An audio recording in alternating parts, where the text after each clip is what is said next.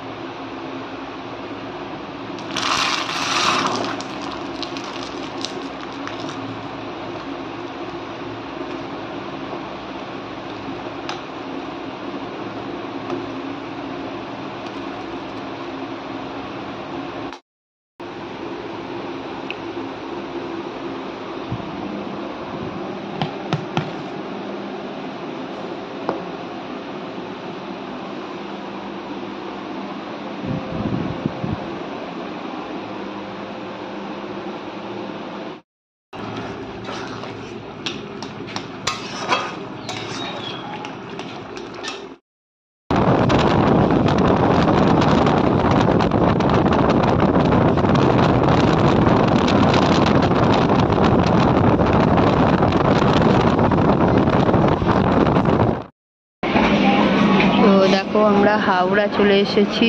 এরপর আমরা নামবো হাওড়াতে। আর পাপান দিতানে ফার্স্ট আসছে হাওড়া, ওরা খুবই খুশি, খুবই আনন্দ হয়েছে। আমরা হাওড়া স্টেশনে নেমে গেছি। এখন হাওড়া স্টেশন থেকে যাবো পার্ক স্ট্রিটে, তার আগে ধরবো মেট্রো। আর মেট্রোতে প্রথমবারই চাপছি।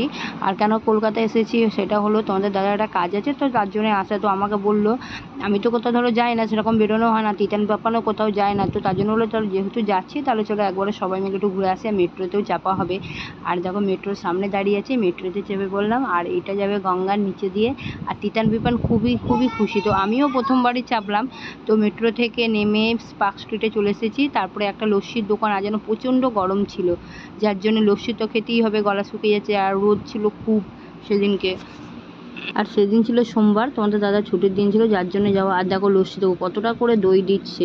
আর আমরা বর্ধমানে খাই, সেরকমভাবে খাইও না, ওটা মেশিনে করে, মিক্সি মেশিন। আর এটা হাতে পাখি কী সুন্দর লস্যি বানাবে। আর তোমাদের দাদা তো কলকাতায় এরকম অনেকবার গেছে, তো বলেছে চলো তোমরা যদি কোনো সময় কলকাতায় যায় তো তোমাদের হাতে করা লস্যি খাওয়াবো।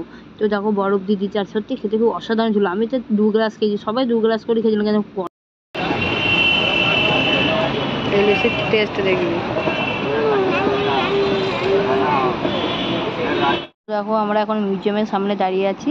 মিউজিয়ামের সামনে দাঁড়িয়ে লস্যি খাচ্ছি। আমাদের 2 গ্লাস খাওয়া হয়ে গেছে। আর প্রচণ্ড গরম ছিল, লস্যিটা যেন বেশি ভালো লাগছিলো। আর দেখো, আমরা দাঁড়িয়ে আছি জাদুঘরের সামনে। দুঃখের বিষয়, মানে ভাগ্যটা এতটাই খারাপ যে মানে মিউজিয়ামের ভেতরে ঢুকতেই পারলাম না। সেদিনকে সোমবার ছিল, সোমবারে নাকি শুনলাম বন্ধ থাকে। এ দাদা বললো লস্যির দোকানে কত ছাগলটা পাপান থেকে দেখ, এগুলো ঘুরতে যায় না ছাগলগুলো। তো দেখো, আমরা হাওড়া আবার চলে এসেছি। হাওড়া সামনেই একটা হোটেল আছে, সেই হোটেলে খেয়ে নিচ্ছি। আর প্রচণ্ড খিদেও পেয়ে গিয়েছিলো, আর কাজও মিটে গেছে। তোমাদের দাদারা সেখানে তো দেখাটা সম্ভব নয়, যেহেতু অফিসের ভিতরে ছিল। তো যখন নিয়েছি, চিকেন ছিল, আর ডাল ছিল, একটা তরকারি ছিল, আর মিষ্টি ছিল। তো চলো, এবার খাওয়া দাওয়া হয়ে গেলো, ট্রেন ধরে এবার। তো দেখো, আমরা চলে এসেছি, এখন 7টা বাজে। তো এসেই এখন একটু চা করছি, চা খাবো। চাটা খেয়ে তারপরে একটু ভাত করবো, ভাত আর আলু সিদ্ধ করবো। আর ওখানকার কাছে তরকারি ছিল, ভাজার বাবা খেয়েছে। আর যা ছিল ফ্রিজের মধ্যে রেখে দিয়েছে, ডাল আর পোস্ত আর পটল ভাজা করেছিলাম। আর ভাত করব আর আলু সিদ্ধ করবো, দিয়ে খাবো। এখন একটু রেস্ট করবো, এখনও 7টা বাজে। একটু বসে তারপরে চাটা খেয়ে তারপরে ভাত বসাবো। তো দেখো, ভিডিওটা এখানেই শেষ করে দিলাম। দেখা হবে পরে নতুন একটা ভিডিওতে। তোমরা ভালো থেকো, সুস্থ থেকো, সাবধানে থেকো। তো চলো রাখছি, টাটা। আর বেশি বড় করলাম না, এমনি শরীর প্রচন্ড ঘুম পাচ্ছে, শুধু মানে ঘুমিয়ে যাবো, কিন্তু ভাতটা করতে হবে বলে। এই পাপান কি হচ্ছে? তো চলো টাটা।